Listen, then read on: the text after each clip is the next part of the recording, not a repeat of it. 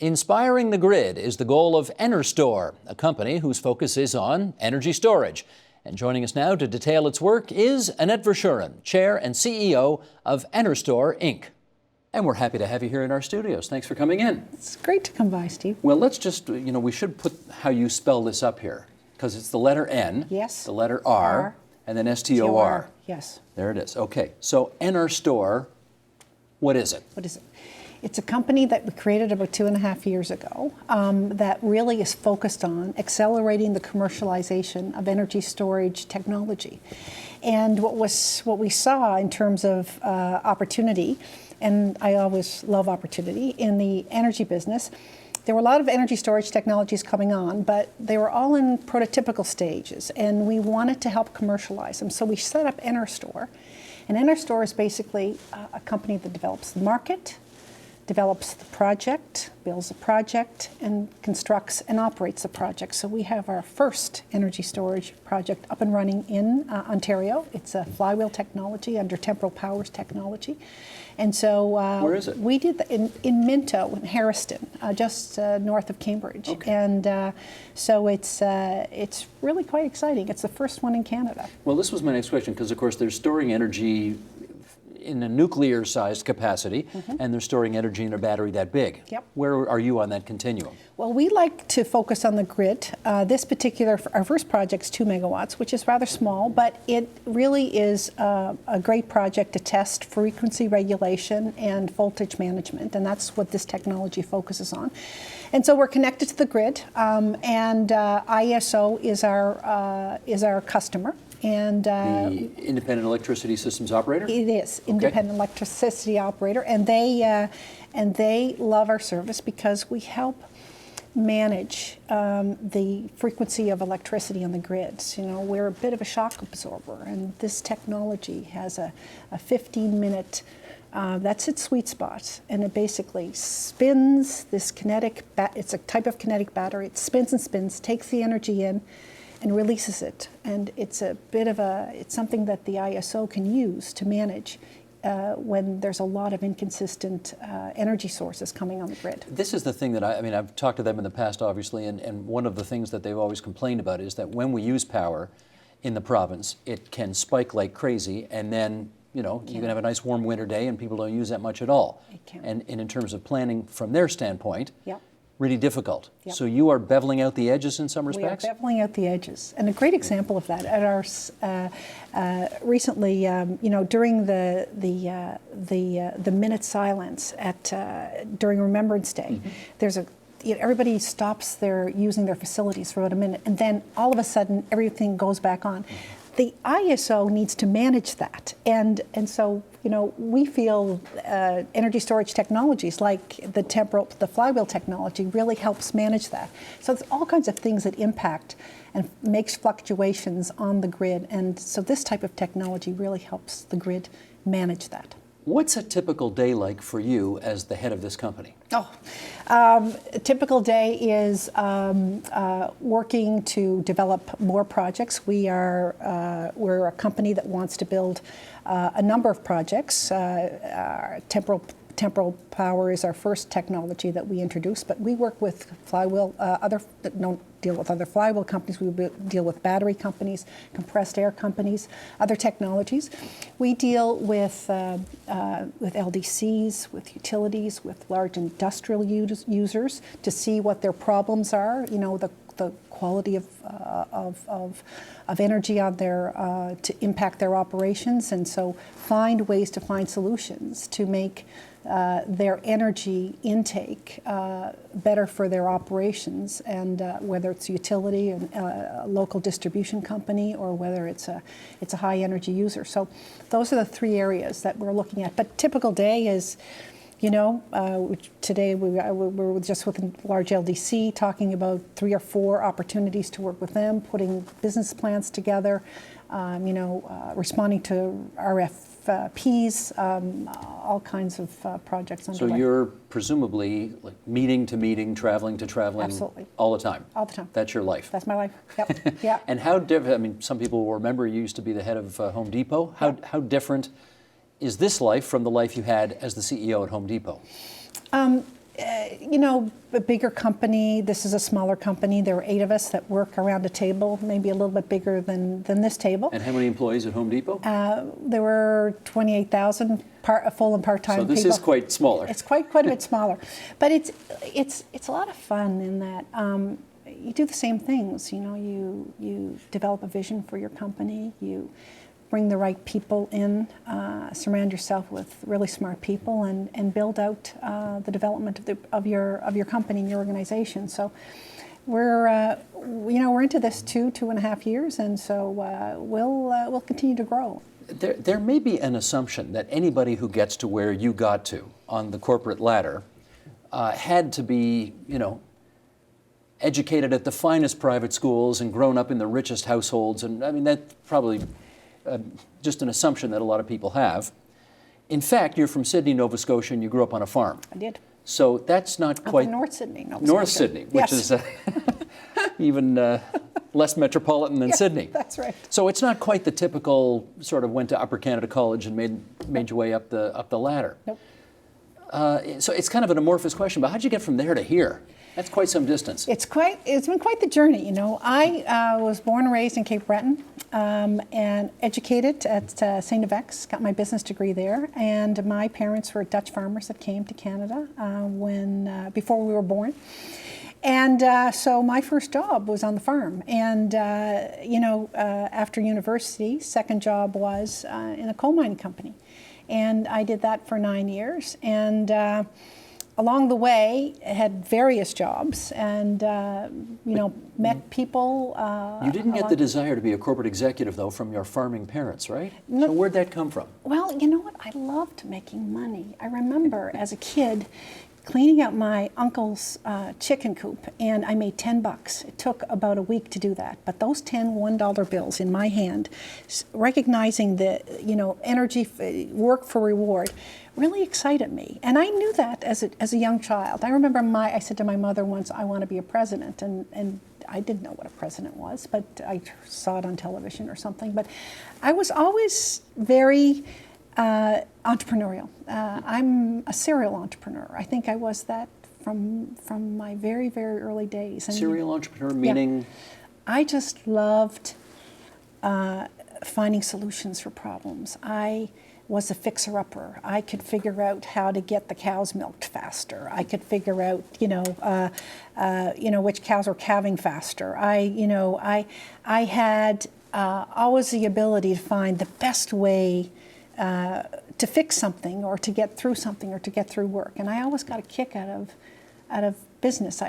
For me, it's always been a bit of a puzzle. How do you solve problems with great people? You surround yourself with a common problem, and how do you get productivity out of people to solve problems? So I started that at a very young age. A lot of responsibility as a kid. My father had a heart attack when I was 10, and so my brother and I, and the whole family, quite frankly, had to be the workers on the farm. And so the family ran that farm. My father never could physically work.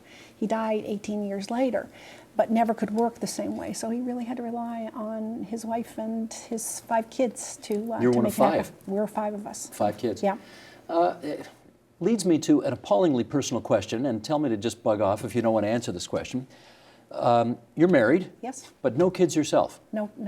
Yeah. Was that a conscious decision not to have kids because it would be easier to achieve all of those things you wanted to in the business world if you didn't have kids?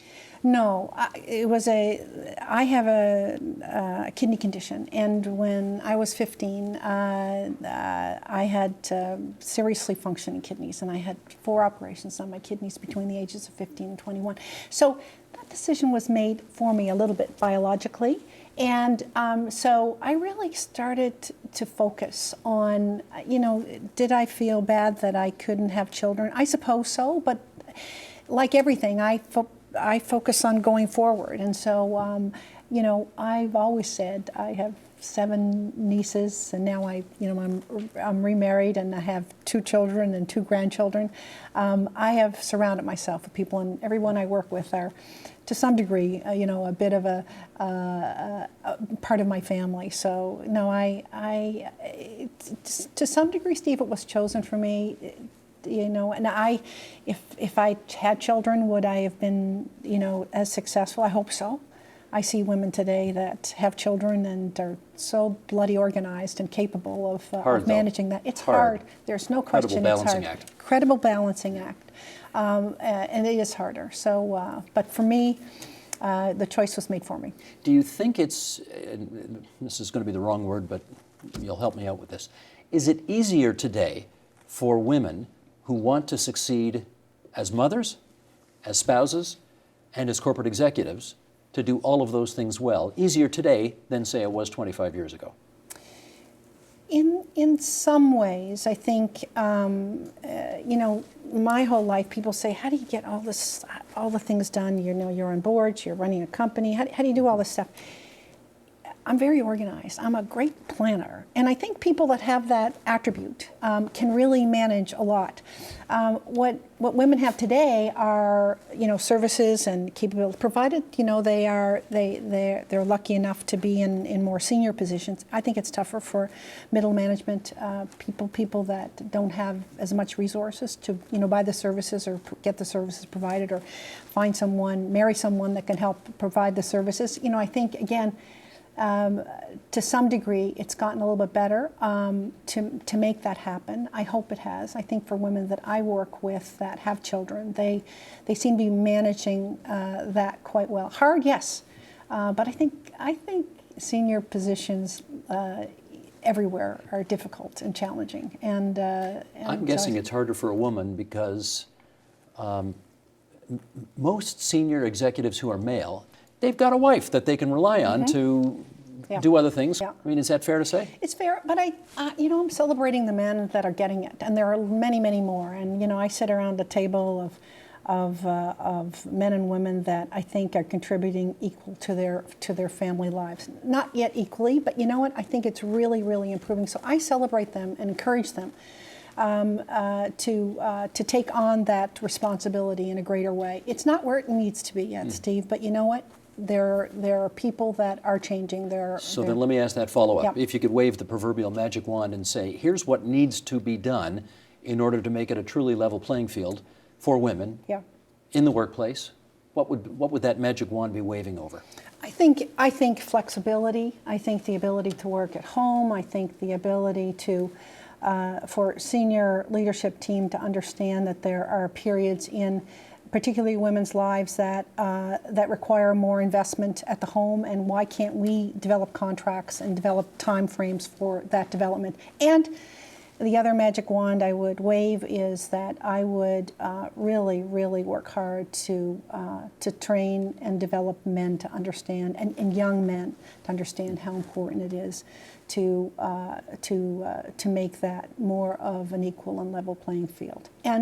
And to the business leaders of the world, productivity is so critical, in my opinion, based upon diversity of perspectives. Why limit yourself to less of the pool by not encouraging, whether it's women, whether it's, people from different cultures, different religion. I think diversity is one of the great strengths of Canada, one of the great strengths that I believe the great business leaders understand is to be there. So taking down those barriers, I think, is critically important. In the business world, regardless of gender, you've seen many great executives, great leaders. What are the qualities that they all have in common? I think the great leaders understand that, they're extraordinarily smart. They're extraordinarily, they can develop that vision for their company, their institution, their country, whether it's a political leader or whether it's a business leader. I think they invite people in and they get people engaged in how they run their business, their institution, whatever they're involved with. And I think the great leaders, those that collaborate, those that gather the right information, the right decisions, have the right input, and make the tough decisions when they have that information. There's no question about that. But those people are the great leaders. Do you have to be a bastard? No. You know what I mean? Like the Vince Lombardi school of you sort of keep people off base and a little bit fearful and all of that? No, it's never been, I don't think I've ever tried it, but I don't think it works. I think sometimes that creates short-term results, but I certainly don't think it creates long-term results, Steve. I think young people today are just not tolerating that style of leadership anymore. I think the transparency, the media, I think things have changed, and I think the great leaders of tomorrow will be those that have the most open minds, are totally humble, are servants to the people that they work with, are chameleons in terms of being able to pivot and respond to different changes in their organizations and their businesses quickly. That to me is the great leaders of today and of the future. As you've worked your way up the corporate ladder, maybe you could name a name of somebody who you looked at, saw the way they led, saw a particular quality and said, oh, I actually need that for my repertoire and I'm going to steal that. Yes. Oh, there are many. Pretty Crawford to be one guy, Steve Paikin, that I met when I was a young woman.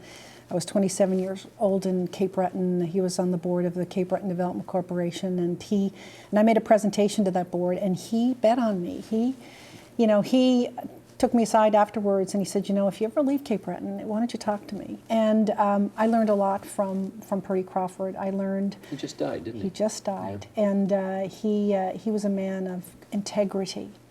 He was a man of great values. He was a man that didn't have to diminish others to get ahead. He was a man that was sometimes a contrarian, sometimes did not go with the flow, and was very comfortable in it. He was a very respectful person, and brand big companies, did great things for our country, could take on different assignments and execute them superbly. Didn't matter what he did. They say our corporate culture in this country is so timid, and it's one of the reasons why our productivity levels are so lousy, and it has to do with poor management, not visionary enough management. You say what to all of that? I think we could be more innovative. I think that we are a bit risk averse. I think that we've depended on certain industries too much. Whether it's the energy sector, oil and gas sector, the financial services sector, do we have enough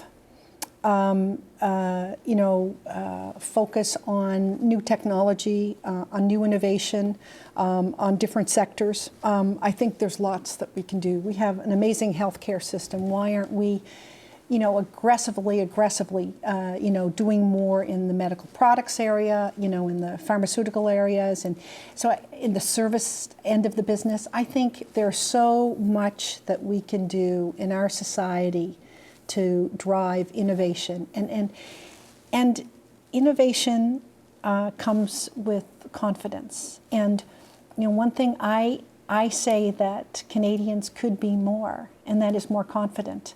And so that they could take greater risks. And I see great risk-taking, in the industry that I'm in. I mean, the new technology, whether it's temporal power, whether it's Hydrostore, whether in the energy storage sector, eCamion, Electrovaya, there's all kinds of clean tech energy storage companies coming on board in Ontario alone. But I think that we have the capability. We certainly have a learned talented citizen, but I wish that we could be more innovative, take greater risks, and do more. We need to. I can't believe this program's been on the air 9 years, and this is your first visit, so it has been long overdue, and we're so glad you could make some time for us tonight at TVO. Annette Verschuren, thanks so much. Thanks, Steve. Support Ontario's public television. Donate at tvo.org.